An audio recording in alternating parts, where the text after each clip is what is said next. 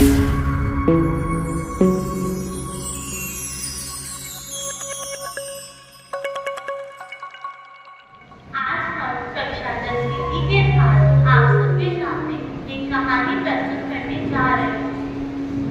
कहानी में एक ऐसी महिला थी जिसने संघर्षों का सामना करते हुए दुनिया की सबसे ऊंची चोटी माउंट एवरेस्ट को एक बार ही नहीं बल्कि 2 बार फतेह किया।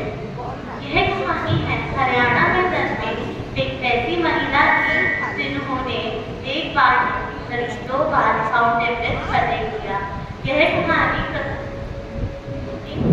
इन सबको पढ़ने में उन्हें जिन कठिनाइयों का सामना करना पड़ा वह आपके सामने एक नाटक के रूप में प्रस्तुत। नाटक प्रारंभ होता है उनके जन्म से, जहां उनकी दादी घर में बेटा नहीं बल्कि बेटी होने का आशीर्वाद मांगती है।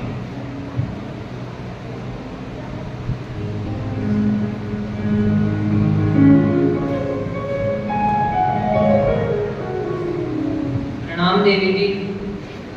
प्रणाम साधु महाराज, बताइए मैं आपकी कैसे सेवा करूं? बेटी कुछ खाने को मिल जाता। जी हाँ,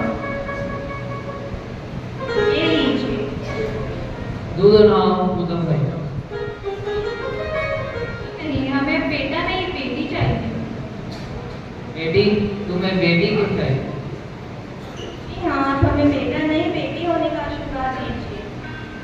तथास्तु। अपने घर में एक बेटी का जन्म होता है। किसी को नहीं पता था कि वह बेटी हमारे भारत का नाम पूरी दुनिया में रोशन करे। अब संतोष थोड़ी बड़ी हो गई है। आज उससे एक बच्ची ने पूछा, दीदी आओ चलो घूम कर आते हैं, फिर तो मेरी शादी हो जाएगी और फिर कुछ समय बाद तुम्हारी भी हो जाएगी। शादी नहीं, मुझे शादी नहीं करनी है। मुझे पढ़ना है, बढ़ना है और आगे बहुत कुछ करना है। मुझे इस बारे में पिताजी से बात करनी होगी। अब संतोष अपनी पढ़ाई के बारे में अपने पिताजी से बात करने जाता है।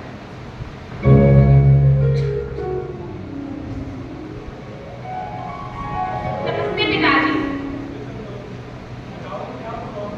पिताजी, मुझे आपसे अपनी पढ़ाई के बारे में कुछ बात करनी है।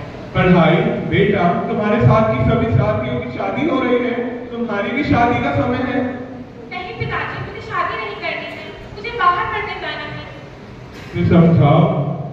हाँ हाँ बेटा, तुम्हारे पिताजी सही कह रहे हैं, तुम्हें शादी कर लेनी चाहिए। नहीं पिताजी, मुझे बाहर ही पढ़ने जाना है। कृपया आप मुझे इसकी अनुमति प्रदान करें। ठीक है, तुम जा सकती हो, हमारा आशीर्वाद तुम्हारे साथ है। संतोष अपने पिताजी की कमजोरी थी। आखिर में उसके पिताजी मान ही गए, उसे पढ़ाई के लिए बाहर भेज दिए। एडमिशन देर से होने के कारण वह कॉलेज के हॉस्टल में नहीं बल्कि कॉलेज से दूर कस्तूरबा हॉस्टल में रही। वहां से रोज वह पहाड़ों को देखती थी और उस दिन उसने खुद जाने का निश्चय किया।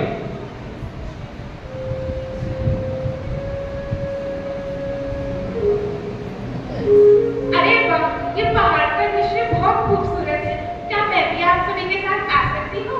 आगे की चढ़ाई कैसे करनी है? तुम कैसे जाओगी? तुम तो बहुत पतली हो। ऊपर तो तुम्हें सांस ही नहीं आएगा। तुम्हें ऊपर बहुत मुश्किल होगी। पर अगर तुम चलना चाहो तो चलो, हम तुम्हारी सहायता जरूर करेंगे। आज संतोष पहली बार पहाड़ों पर चढ़ा। उसने वह दृश्य देखा, वह बहुत आनंदित था। संतोष ने कभी भी माउंटेनियरिंग को करियर के रूप में नहीं लिया था। वह तो सिर्फ पहाड़ों के ऊपर की खूबसूरती देखना चाहता। अब उसने निश्चय किया कि वह माउंटेनियर बनेगी और इसके लिए उसने अपने पिताजी को माफी मांगते हुए एक पत्र लिखा और नेहरू इंस्टीट्यूट के लिए निकल गई, जहां उसका प्रवेश हुआ।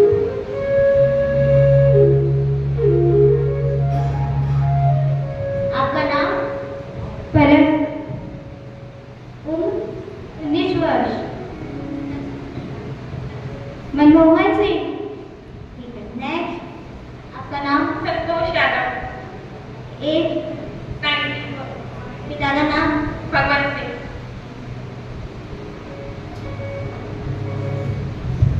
क्या तुम पाठ जाना ही हो?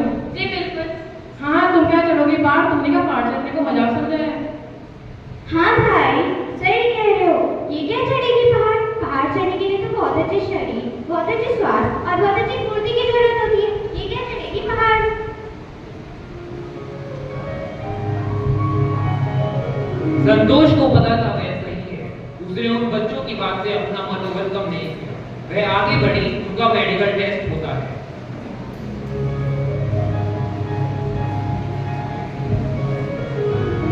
हाँ जी, बड़े आपका तो वजन भी बहुत कम है और आपकी रिपोर्ट से पता चलता है आपका ब्रीथिंग सिस्टम वीक है। आपको पार्ट में चढ़ने में परेशानी आएगी, आप एक और नहीं कर सकते। सॉरी।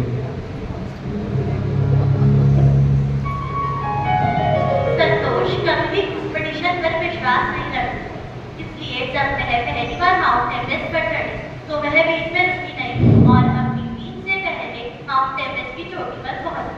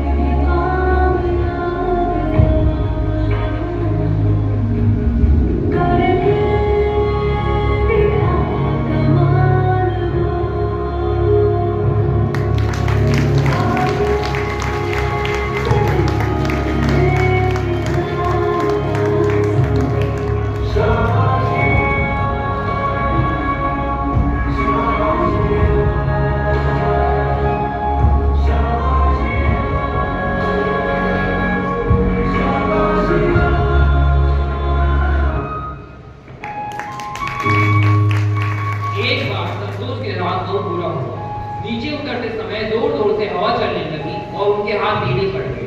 तब उनके टीम मेंबर्स उनके पास आते हैं। संतोष, तुम जिंदा हो, तुम मरे नहीं हो, तुम अपनी आखिरी सांस तक लड़ोगी और नीचे चलते जाओगे। संतोष, तुम ठीक हो ना? ये तुम्हारे हाथों को क्या हुआ? ये तो पूरे ढीले पड़ गए हैं, इन्हें कटवाना पड़ सकता है। चलो हम तुम्हें डॉक्टर के पास लेके चलते हैं। डॉक्टर, मेरे हाथों को कुछ हो गया है। संतोष, नहीं, अब समय जा चुका है, इन हाथों को कटवाना पड़ेगा। मैं तुम्हारे लिए हेलीकॉप्टर की व्यवस्था करता हूँ, पर हेलीकॉप्टर आने में 2 दिन लग जाएंगे। वह तुम्हें लेकर नीचे जाएगा और वहीं तुम्हारा इलाज होगा।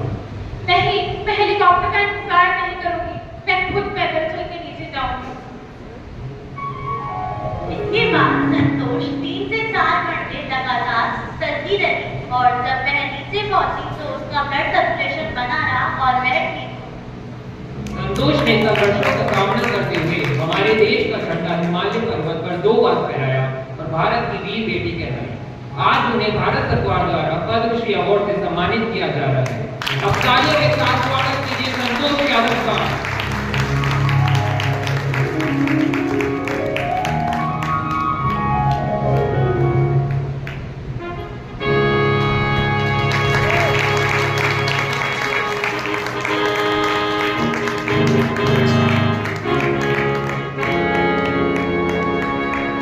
अब हम चाहेंगे कि देश की वीर बेटी अपना अनुभव हमारे साथ साझा करे। सबसे पहले मैं भारत सरकार को मुझे ये पुरस्कार देने के लिए धन्यवाद करती हूँ कि उन्होंने मुझे इस पुरस्कार के योग्य समझा। मैंने कभी माउंटेनियरिंग को अपने करियर के रूप में नहीं लिया, मैं तो सिर्फ पहाड़ के ऊपर का दृश्य देखना चाहती थी और जब मैंने वह दृश्य देखा वो बहुत ही आनंदित था। अगर मैं उस दिन हेलीकॉप्टर का इंतजार करती तो शायद मैं आज आपके सामने नहीं होती। हाँ, ये सारी चीजें करने में मुझे बहुत कठिनाइयों का सामना करना पड़ा, परंतु मेरा लक्ष्य साफ था जिसे मैंने प्राप्त किया।